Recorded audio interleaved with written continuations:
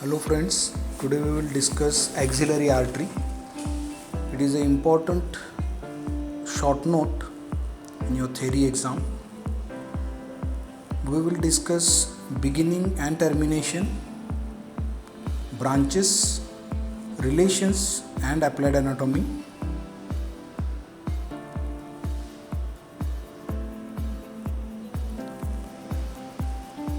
Axillary artery, it is a continuation of subclavian artery at the outer border of first rib, and it continues as brachial artery at the lower border of teres major muscle. In short, it begins at the outer border of first rib and ends at the lower border of teres major muscle. What are the parts and branches? Axillary artery is divided into three parts with the help of pectoralis minor muscle. First part above the pectoralis minor, second part behind the pectoralis minor, third part below the pectoralis minor. First part having one branch, second part having two branches, third part is having three branches.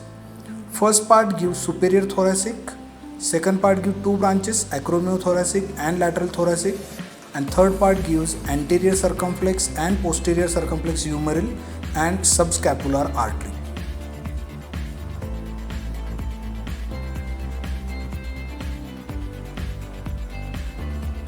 Now let us revise the relations of various parts of the axillary artery, first part, second part and third part. First we will draw the axillary artery, and medial to it we will draw axillary vein. In the first part, the lateral cord and posterior cord, these are lateral to the axillary artery, whereas the medial cord is posterior to the axillary artery. Anteriorly there is pectoralis major, whereas posteriorly it rests on the serratus anterior muscle, which is supplied by the long thoracic nerve. So laterally we have got lateral cord, posterior cord. Posteriorly we have got medial cord and serratus anterior with the nerve supplying serratus anterior, that is nerve to serratus anterior, and anteriorly there is pectoralis major. Coming to the second part, we know that cords of the brachial plexus are named according to their relation with the second part of the axillary artery. So we can see here, laterally there is lateral cord, posteriorly there is posterior cord, and medially, that is in between axillary artery and axillary vein, there is medial cord. We know that the second part is behind the pectoralis minor. So in the anterior relation there will be pectoralis major as well as pectoralis minor. Laterally we can see the coracobrachialis muscle, and posteriorly there is subscapularis muscle.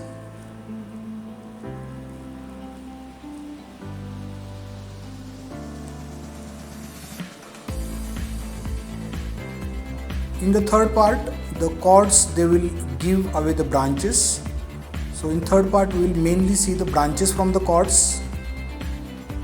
Same thing we will draw artery and vein, artery laterally, vein medially. Pectoralis minor we will draw in the anterior relation. Posterior relation we will draw subscapularis, and along with the subscapularis we will draw teres major also. Laterally we will show coracobrachialis and the branches from the lateral cord, that is musculocutaneous lateral root of median nerve.